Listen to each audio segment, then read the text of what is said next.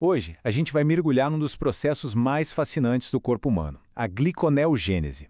Pensa nela como se fosse o gerador de energia de reserva do corpo, sabe?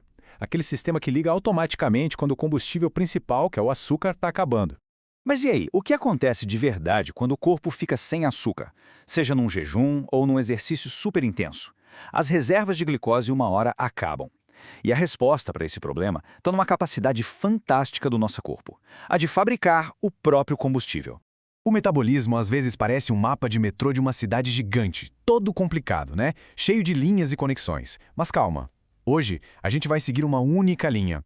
Uma rota que é absolutamente vital para a nossa sobrevivência.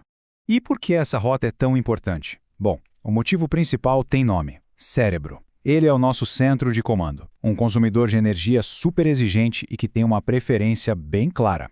É isso mesmo. O cérebro depende quase que totalmente de glicose para funcionar bem.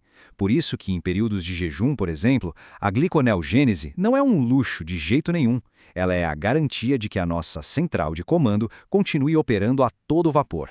Então, como é que o corpo resolve essa questão de abastecer o cérebro? Ele simplesmente ativa sua própria fábrica interna de glicose. Vamos conhecer esse processo pelo nome. O nome pode parecer um palavrão, eu sei, gliconeogênese. Mas a ideia por trás é bem simples. Pensa comigo. Glico vem de glicose. Neo significa novo. E gênese quer dizer criação. É literalmente a criação de glicose nova a partir de matérias-primas que não são açúcares. E onde é que ficam essas fábricas de glicose? A gente tem dois locais principais. O fígado é a grande usina, o centro de produção. E os rins também dão uma força, funcionando como uma planta secundária de produção. E olha só como a divisão de trabalho é impressionante. O fígado é o protagonista aqui, responsável por cerca de 90% de toda a produção. Os rins entram como suporte fundamental, cuidando dos 10% restantes. É uma parceria que precisa funcionar direitinho. Ok, então o corpo tem essa fábrica. Mas de onde vem a matéria-prima? Por que não dá para criar açúcar do nada? Existem basicamente 3 ingredientes principais que ele utiliza nessa receita. São eles o lactato, que vem principalmente dos músculos, certos aminoácidos, que são os pedacinhos das proteínas, e o glicerol, que vem das gorduras. O corpo é muito engenhoso, né? Ele reaproveita moléculas para criar a glicose que tanto precisa. O lactato talvez seja o mais conhecido da lista. Sabe aquela sensação de queimação no músculo quando o exercício está bem pesado? Então, é ele. Mas longe de ser só um resíduo, ele na verdade é uma matéria-prima super valiosa para gerar mais energia. Depois a gente tem os aminoácidos. Eles são os tijolinhos que formam as proteínas do nosso corpo. Em momentos de necessidade, o corpo consegue quebrar proteínas e usar a grande maioria desses tijolinhos para fabricar glicose. Quase todos eles servem.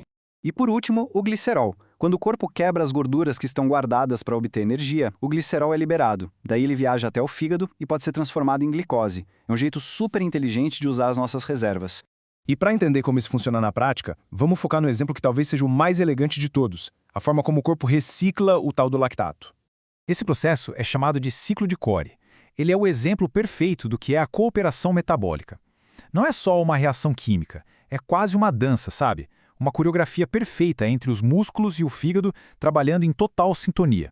E é um ciclo mesmo, uma volta completa. O lactato sai do músculo, pega uma carona na corrente sanguínea e vai até o fígado. Lá ele é transformado e a glicose, novinha em folha, faz o caminho de volta. É um sistema contínuo de reciclagem e reabastecimento. A gente pode resumir o processo em 4 passos bem simples. Primeiro, o músculo se exercitando produz lactato. Segundo, esse lactato vai para o sangue e viaja até o fígado. Terceiro, o fígado converte o lactato de volta em glicose. E quarto, essa glicose nova é liberada no sangue pronta para abastecer o corpo todo de novo. Genial, né?